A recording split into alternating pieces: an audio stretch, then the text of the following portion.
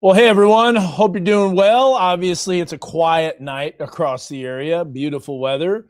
Great weather expected for your Friday afternoon, Friday evening, no problems. A little breezy in the morning tomorrow.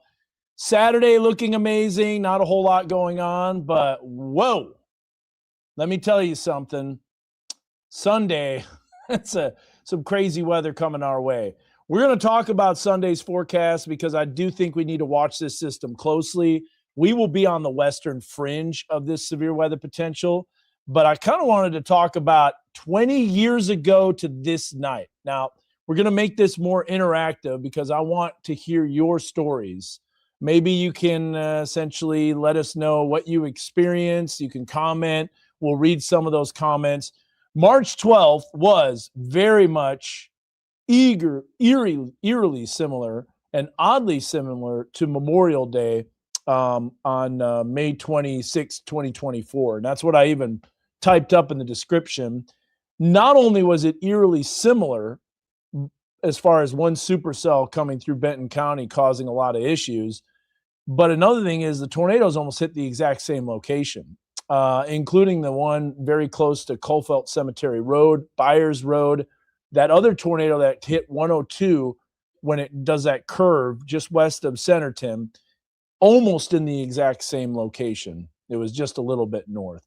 We'll talk about Sunday's risk a little bit more, but that was March 12, 2006. So here's what I'm going to do. I'm going to bring up the radar. This is not current. I got to say that again.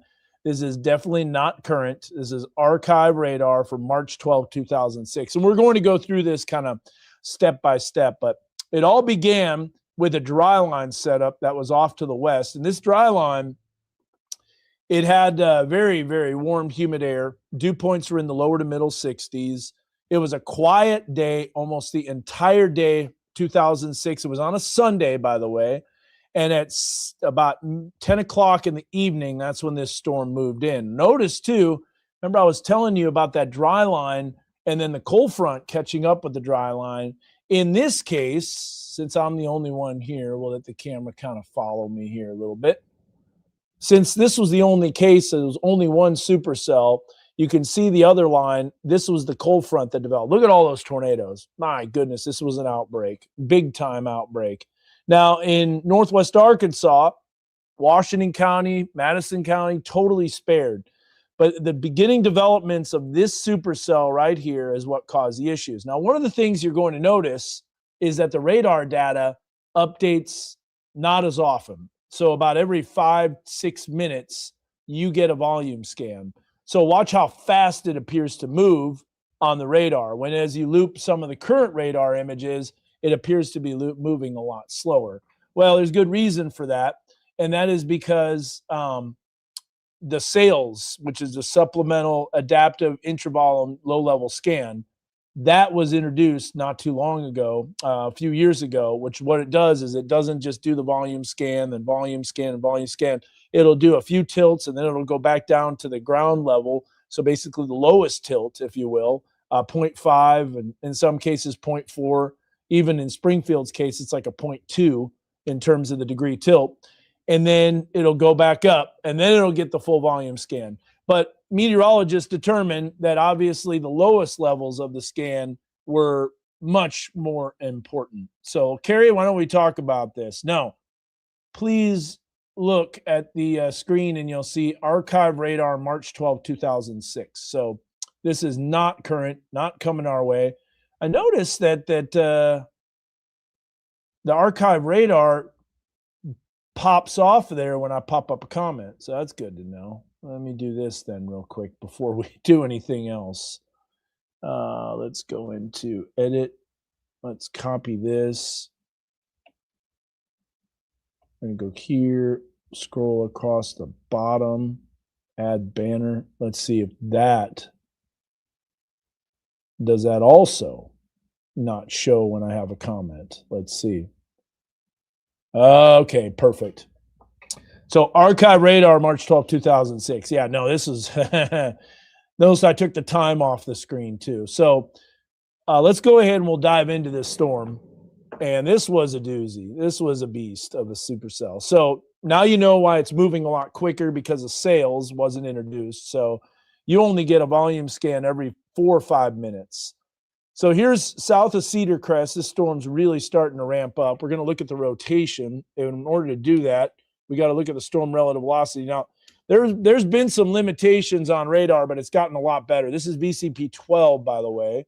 So here's what I want to do. I want to place a storm marker on that. We're going to go right to the tip of basically the tip of the hook. I know the storm motion was about like this. So set storm motion for marker. So that's too fast. Let's go back here. Set storm motion for marker. Yeah, I think that's still too quick. Let's do it from here. Place marker. Okay. Right about there. I think this will be better. There we go. 242 at 41. So if I right click, set storm track here, that's pretty much right on point with the track. So let's go back here. We'll zoom in and I'll show you what we've got. So let's do a storm relative velocity. Let's do a split screen. The velocity images weren't the best back then. This is when it was starting to get organized. You can see the inflow starting to develop. Take the camera off the screen so you can see a little bit better. Again, this is archive radar for March 12, 2006, 20 years ago to the date. Look at all the gaps in radar data. So you got nothing there showing up. And at this point, there's already been a tornado on the ground. So that was a problem. Look at that. Lack of data. Absolutely nothing where the circulation is. So while that's not entirely impossible to happen now, it's definitely not as much. Now, look, you don't even see anything. So we got to go up in tilts. Let's go up in tilts on the velocity. Yeah, look at that. You just so much missing data that made that event so difficult. Now you finally start to see it just to the west of Concord, where it was already an EF3, and then it continued northeast. There's the tornado damage. And then look, this is called a mesocyclone handoff. So mesocyclogenesis, you got the circulation in this area by Concord. You got the new meso that was developing, went right in between Gentry and Decatur. If we look at the normalized rotation, you can clearly see where that circulation was. It continued northeast. Put that split screen on there again. And then there you see the circulation going right through Centerton. Now, I know for a fact that the tornado hit right here. If I place home here, you can see that little plus. That's exactly where the tornado hit. In fact, if we take off the radar and we zoom in, you can actually see some of those homes that are rebuilt, but this home had a slab right here. And this was this is the Byers residence. Stephen Byers lived here and ended up surviving along with several people in the pantry with this tornado. And you'll notice that this is right here, Kofelt Cemetery Road. Now, I remember mentioning Kofelt Cemetery Road and also Byers Road when I was in the middle of doing that severe weather coverage, because the other tornado was just north of there. And in fact, it hit this home right here with significant damage. So I thought that was pretty wild that, these tracks are pretty similar, but look at the lack of data again. So not the best data. At this point, it's got a tornado on the ground, and then it continued to move more northeast, and I'll add a little bit more on the timing. And then, by the way, this data loads up so fast now. Another thing that was pretty impressive was the hail with this storm. I'm going to show you how the hail hit west of Centerton, and it was massive, folks. So here you get to see a 3-inch hail that's showing up just to the northeast of Decatur. And if we go back to reflectivity mode, and then what we do is we're going to take a slice here and look at the volumetric on this. And again, this is 20 years ago if you're just joining. Look at that supercell.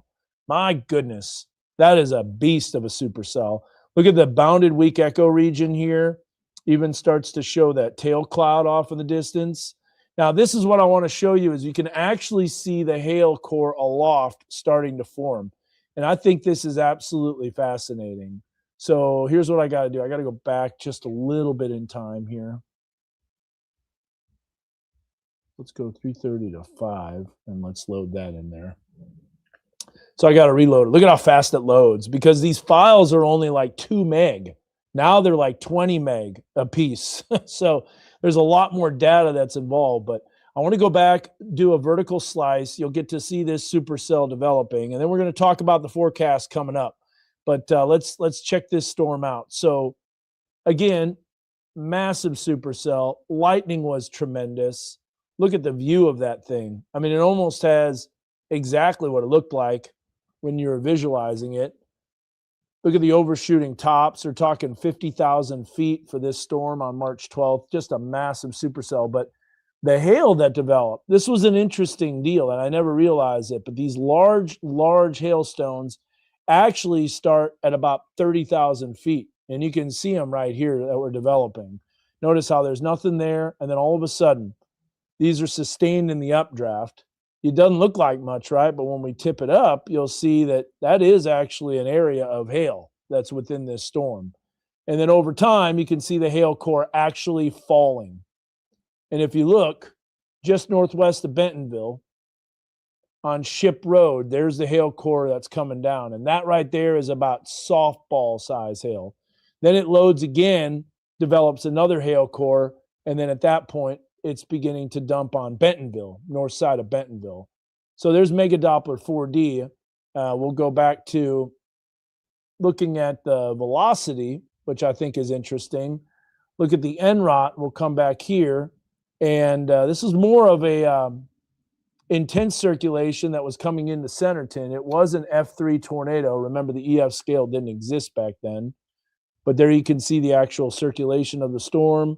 And then it kind of became a little less apparent, but still was on the ground and was touching down. But also, too, the NROT was going away because the radar data had a bunch of holes in it. So I did see that picture, David.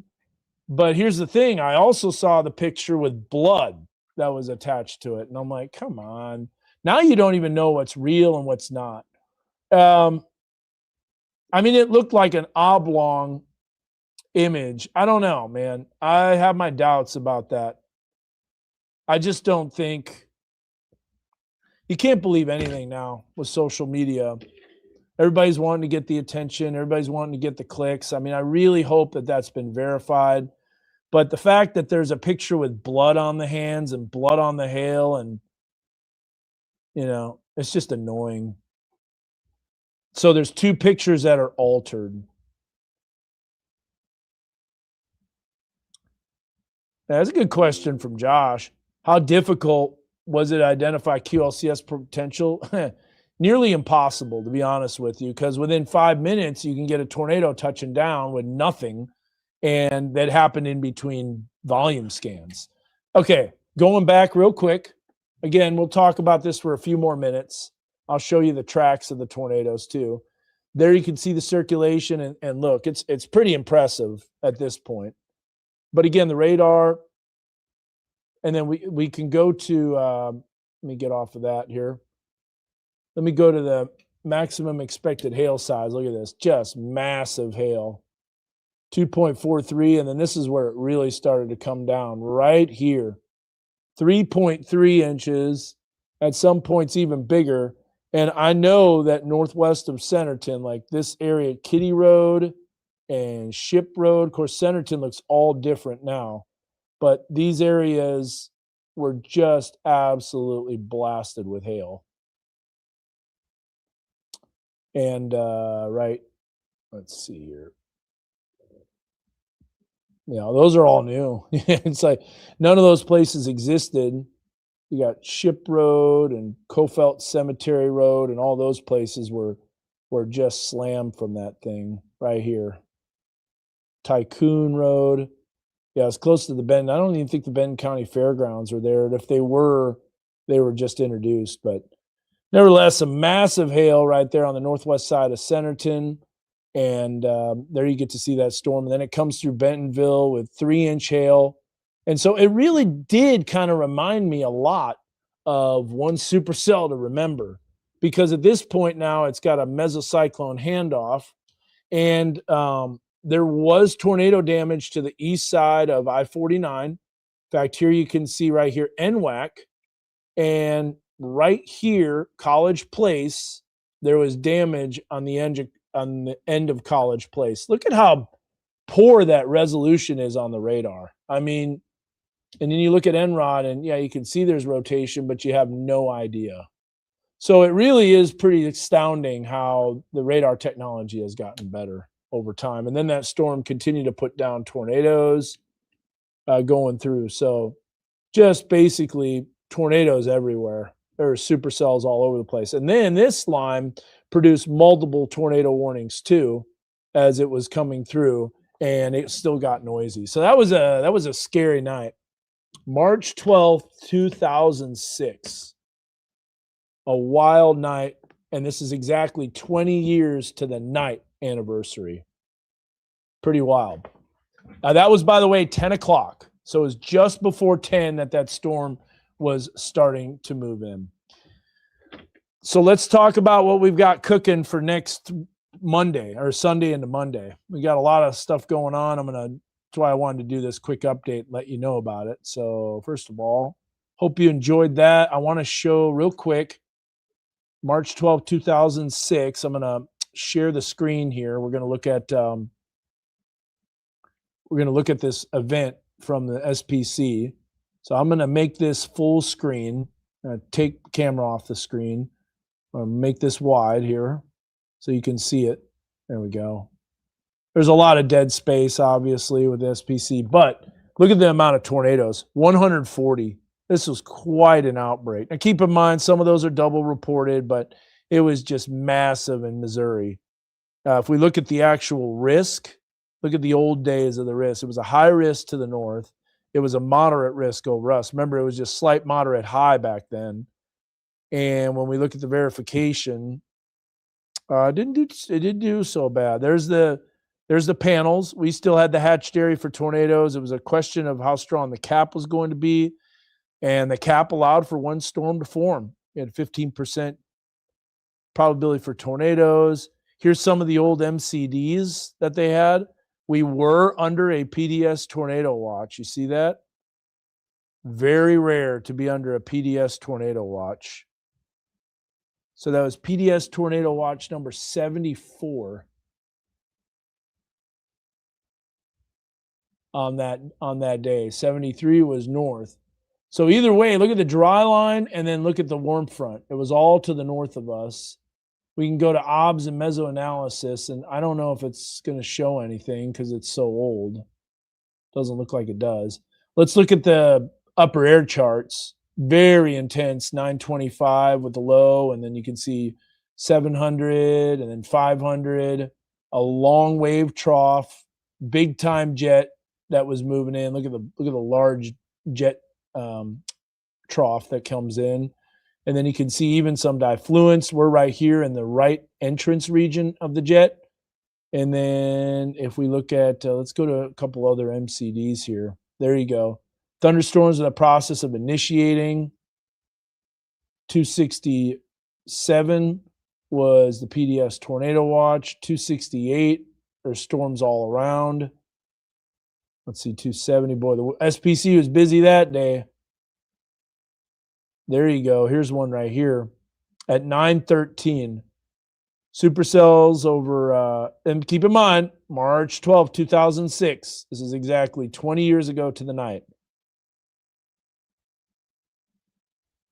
I'm seeing if there's any MCDs.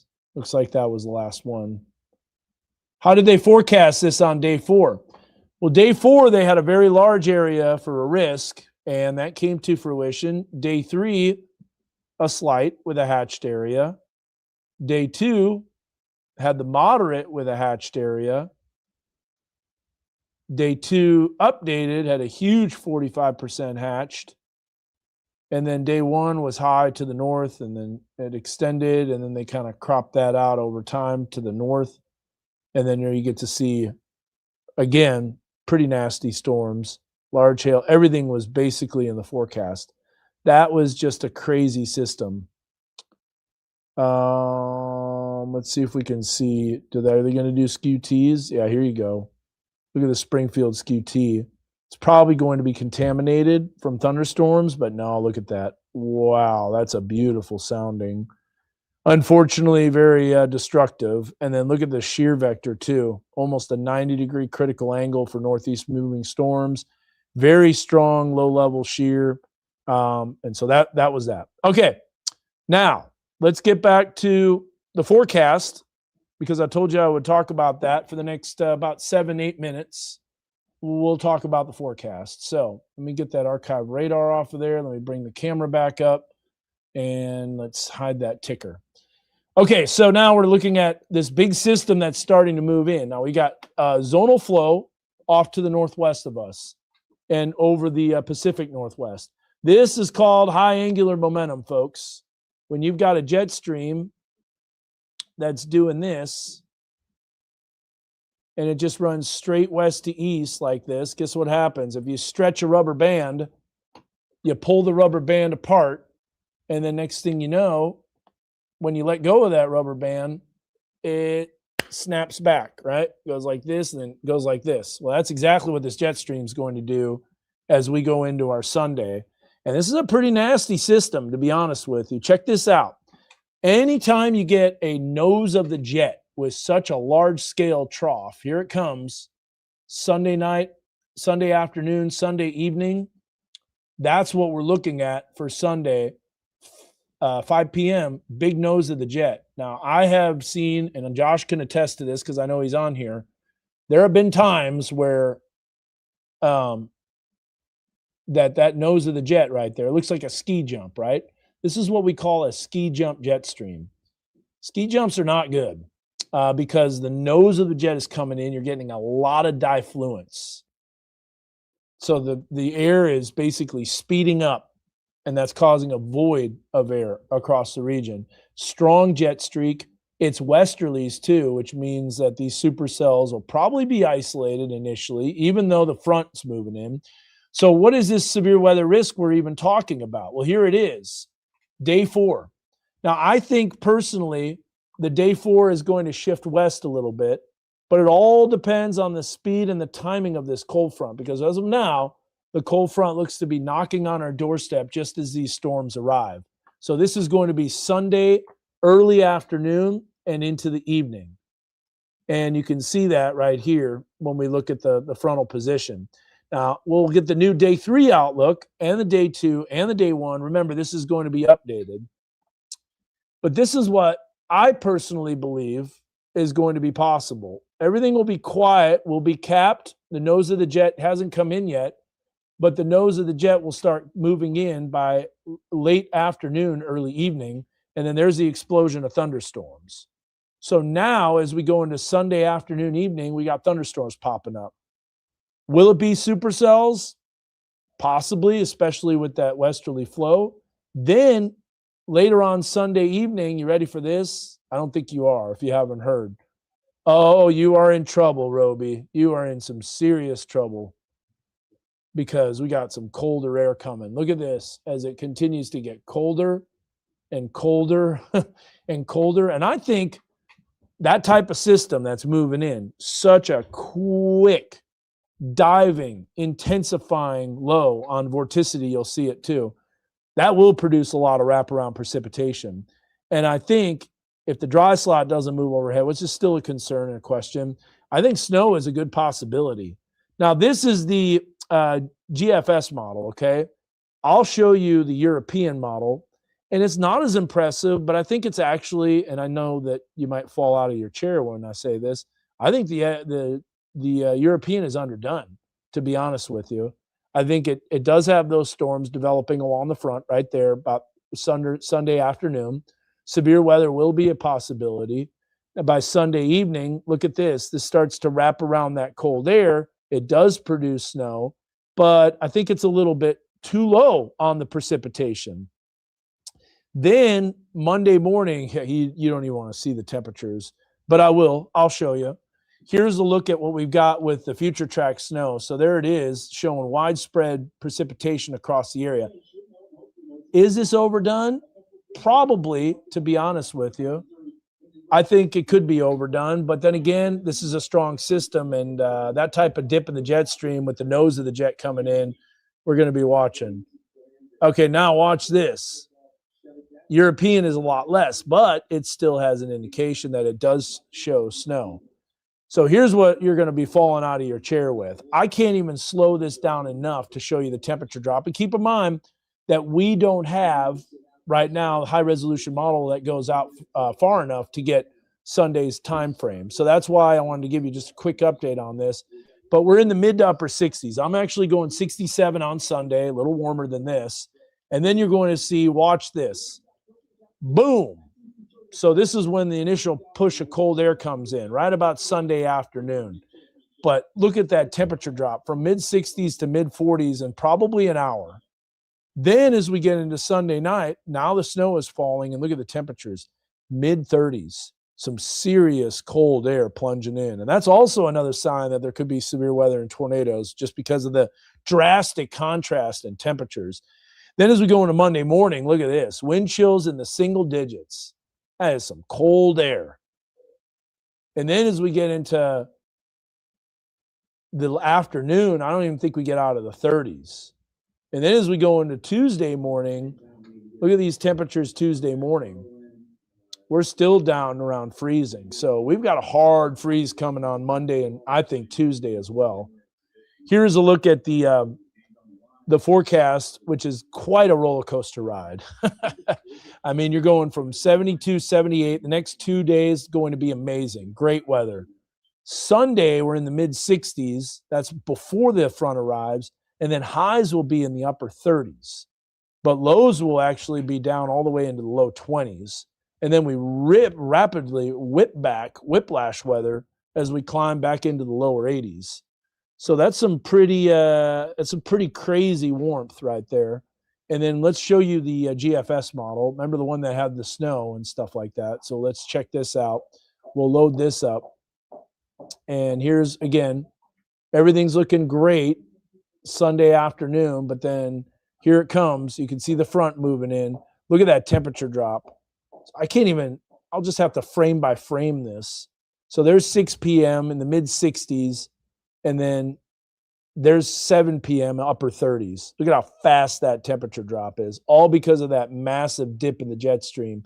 Then we're down below freezing at 10 o'clock. Then we'll continue to drop below. Look at that. Woo! Nearly single-digit wind chills. Now, I didn't show this because I think this might be a little extreme, but it's possible with this type of system. It's a pretty beastly system, and it's a large dip in the jet stream. And then highs on this is only showing barely above freezing. So this is going to be something to watch for sure. And then last but not least, I'll show you this. There's that cold air plunging in with this system, pretty stout. Now, the good news is that it does retreat and it does warm up pretty majorly, and we will continue to be warm all the way through pretty much most of March. So if you haven't seen it, I'll show you the first 5 days of our 7-day, which kind of sums it up. We had a super weather kid, by the way, and my super weather kid just basically saw the 7-day on Sunday, and he's like, on Sunday, and he goes, you know what, Dan, you can handle this one. He didn't even go through that, but that's how I illustrated this. So beautiful next couple of days, big time temperature drop Sunday. And then we drop all the way down to low 20s. So, Roby, you're going to be in trouble. It's getting cold. Wind chills near zero. Man. Yeah, I think the GFS was a little cold on temperatures, but it will be something to watch for sure. And then last thing, I think I said that a couple of times, but you get the idea. Here's the instability that's returning. This is the Cape. This is the European that shows the Cape, and honestly, it's not even warm enough. Watch the instability come racing back. It's a narrow corridor of instability, which is why we're on the western edge. But that front, in my opinion, it won't move in time to not bring any thunderstorms. And then you can see that starting to move out. So it's going to be an early to mid-afternoon window of those storms, followed by cold weather, followed by winter weather potential, and that goes Sunday night into Monday. snow-nados. I'll tell you what there will be.